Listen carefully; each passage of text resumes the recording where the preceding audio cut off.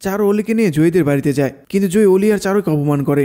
জয়ী চারুকে বলে, আপনি কি ওর আসল মা নাকি? আর চাইলে কি মা হওয়া যায়? সাক্ষ্যদীপের মা জয়ীকে বলে, আমি বুঝতে পারছি তুমি একটা কষ্টে রয়েছো, ওইদিকে অলি মেয়েটাও কষ্টে রয়েছে। আমার মনে হয় তুমি কোথাও একটা ভুল করছো। আমি জানি তুমি সব ঠিক করতে পারবে। রূপা কি পারবে ভাঙা সম্পর্ক আবার জোড়া লাগাতে? সেটা জানতে হলে আজকের ফুল এপিসোডটি দেখুন। দীপার মা দীপাকে বলে, মারে শুধু তাকিয়ে থাকবি, আমার কাছে আসবি না? এরপর দীপাকে দীপার মাকে জড়িয়ে ধরে। দীপা জিজ্ঞেস করে, তোমরা কেমন আছো? দীপা এরপর এক এক করে সবাইকে প্রণাম করতে যায়। দীপা যখন কাকিয়াকে প্রণাম করতে যায়, কাকিয়া বলে থাক। কাকিয়া মুখ ঘুরিয়ে নেয়।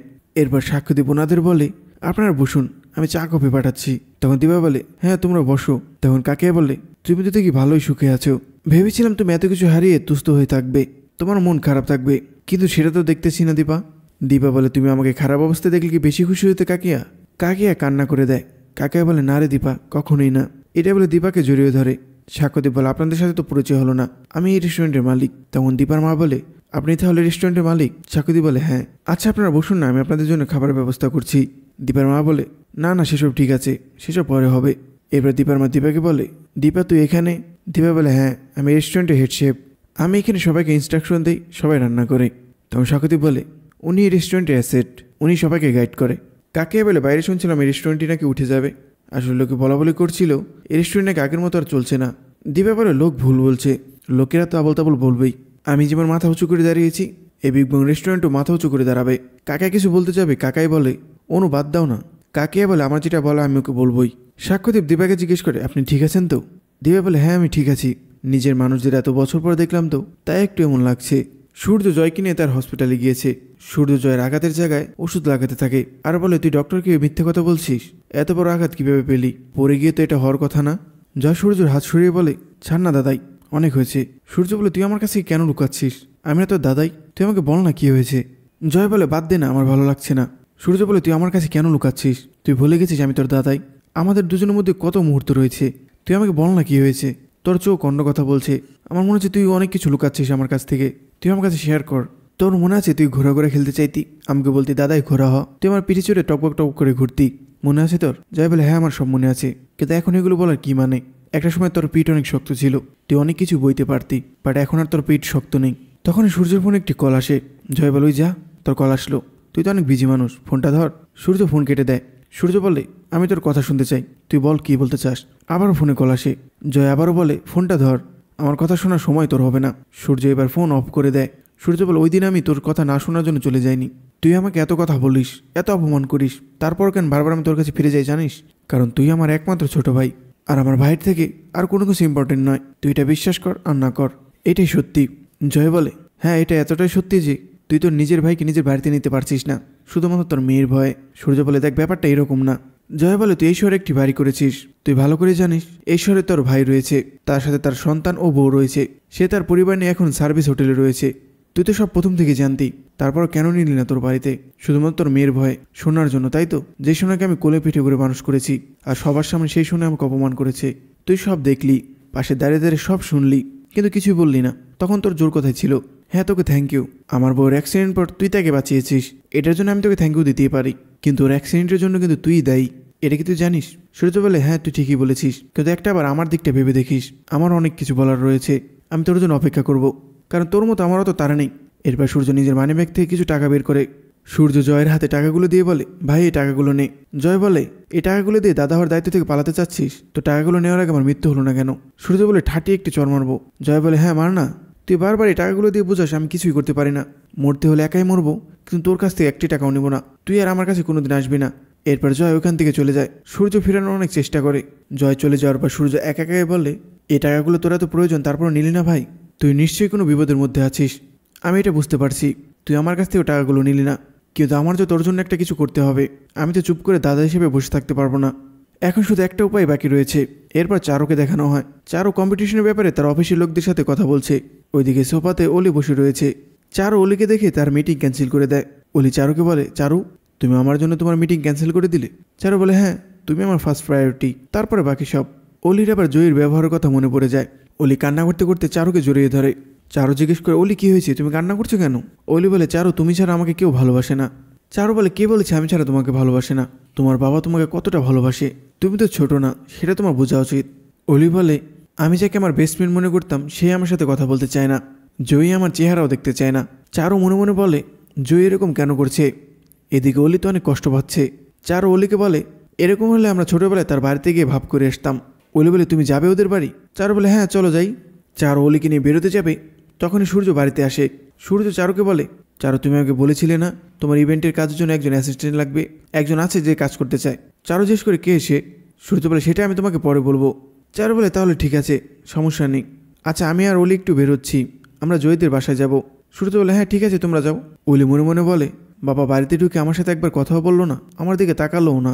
আমার যে মন খারাপ, বাবা একটাবারও জিজ্ঞেস করলো না কাকে নিয়ে ভাবছে বাবা। যাক সেসব নিয়ে পরে ভাবা যাবে, এখন আপাতত জয়ীর বাড়ি যাওয়া দরকার আমার।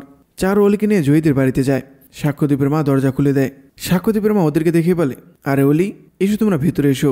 এরপর সাক্ষ্যদীপের মা জয়ীকে বলে সই দেখো কে এসেছে, তোমার বেস্ট ফ্রেন্ড এসেছে। জয়ী বলে আমার আবার কি বেস্ট ফ্রেন্ড? তখন অলি বলে আমি এসেছি জয়ী। জয়ী মনে মনে বলে হিংসুকুটি।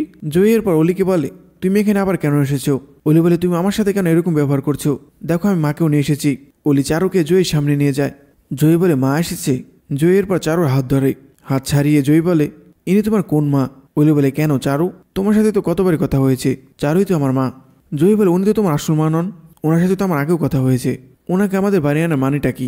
অলি চারুকে বলে দেখেছো চারু জয়ী আমার সাথে কিরকমভাবে ব্যবহার করছে। চারু বলে জয়ী তুমি অলির সাথে এরকমভাবে কেন কথা বলছো? অলি তোমার কথা অনেক কষ্ট পাচ্ছে। অলি তোমার জন্য আপসেট হয়ে বসেছিল, আমি ওকে নিয়ে এসেছি, তুমি আমাকে বলো কি হয়েছে। জয়ী বলে আমি আপনাকে কেন বলতে যাব, আপনি কেউ সত্যিকারে মা নাকি? চাইলে কি মা হওয়া যায়? এই কথাটা শুনে চারু একটু কষ্ট পায়। সাক্ষ্যদীপের মা জয়ীকে বলে এসব কিরকম কথা সই, তুমি ওদের সাথে এরকম কেন ব্যবহার করছো?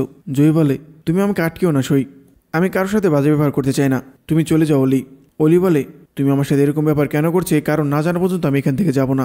জয়ী বলে তোমাকে আর জানতে হবে না, তুমি কি আমাকে একবারও বলেছো তোমাকে কোন মা মারতে চেয়েছে, সে এখন কোথায় রয়েছে? অলি বলে আমি তোমাকে সব বানিয়ে বানিয়ে বলেছি, আমাকে কোনো মা মারতে চাইনি, ধরে নাও আমি তোমাকে সব মিথ্যা বলেছি, আমি আর ওই মার কথা মনেও করতে চাই না। এইটা শোনার পর জয়ী বলে তোমার তো কথারই কোনো ঠিক নেই, তোমার মধ্যে তো কোনো সৎভাবই নেই, এরকম মেয়েকে আমি কীভাবে বেস্ট ফ্রেন্ড বানাবো? অলি বলে চারু আমার হবু মা, আর আমার আসল মা আমাকে মারতে চেয়েছিল, আমার সাথে বন্ধুত্ব করার সময় তো তুমি সব জানতে পেরেছিলে, তাহলে এখন কেন এরকম রিয়্যাক্ট করছো? আচ্ছা তোমার পাপাই আমার সাথে কথা বলতে মানা করছে তোমাকে, তাই না? জয় বলে হ্যাঁ আমার পাপাই বলেছিল, কিন্তু তখন আমি শুনিনি, আমি আমার ভুল এখন বুঝতে পারছি। দেখো আমার অনেক পড়াশোনা রয়েছে, আমি তোমার সাথে আর বাড়তি কোনো কথা বলতে চাই না। অলি বলে তুমি আমাকে আর আমার মাকে এভাবে অপমান করতে পারো না জয়ী, আসলে আমারই ভুল হয়েছে এখানে আসাটা। জয়ী বলে ঠিক আছে, যেহেতু তুমি বুঝতে পেরেছো তাহলে আর এসো না আমাদের বাড়ি। এইটা বলে জয়ী ওখান থেকে নিজের রুমে চলে যায়। অলি কান্না করতে থাকে। চারু সামলানোর চেষ্টা করে অলিকে। সাক্ষ্যদীপের মা বলে আমি বুঝতে পারছি না জয়ী এরকম কেন ব্যবহার করছে, কাল হসপিটাল থেকে আসার পর ও এরকম ব্যবহার করছে। চারু অলিকে নিয়ে চলে যায়। সাক্ষ্যদীপের মা একা একা বলতে থাকে অলি তো ভালো মেয়ে, কিন্তু সই এরকম ব্যবহার কেন করলো ওর সাথে, আমার সেটা জানতেই হবে।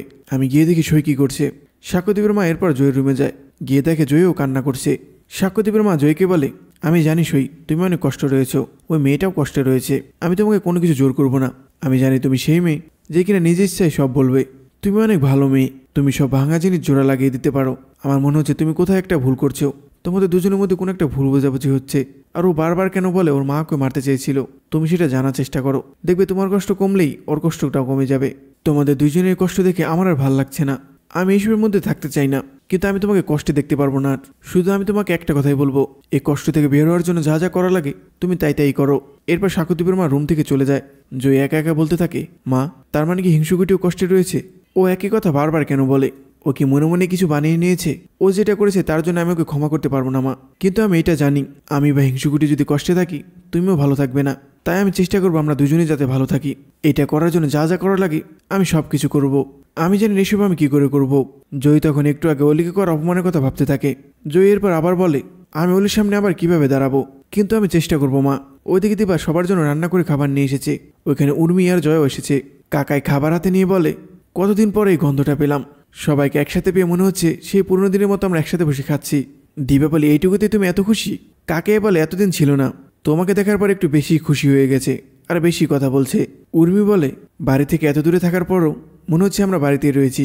দীপা বলে আচ্ছা এইসব বাদ দিয়ে তোমরা খাবারটা খেয়ে নাও না, খাবার তো ঠান্ডা হয়ে যাবে, আমি কতদিন পর নিজের হাতে তোমাদের জন্য রান্না করেছি, কতদিন পর আমি তোমাদের খাওয়াতে পারছি। কাকাই বলে সত্যি 5 বছর হয়ে গেল, কতদিন পর যেইভাবে খাচ্ছি মনে হচ্ছে সেই বাড়িতে বসেই খাচ্ছি। এত বছর অনেক কিছু বদলে গিয়েছে, কিন্তু দীপার হাতের রান্না একটুও বদলায়নি, উল্টো আরও ভালো হয়েছে। জয় মনে মনে বলতে থাকে এতগুলো লোক, এতজন লোকের খাওয়া দাওয়া আমি কিভাবে চালাবো। দীপা কাকিয়াকে খেতে দেয়, কাকিয়া বলে আমি খাবো না, তখন দীপার মা বলে, কি বলছেন বিয়ান, কড়াইশুটির কচুরি খাবেন না?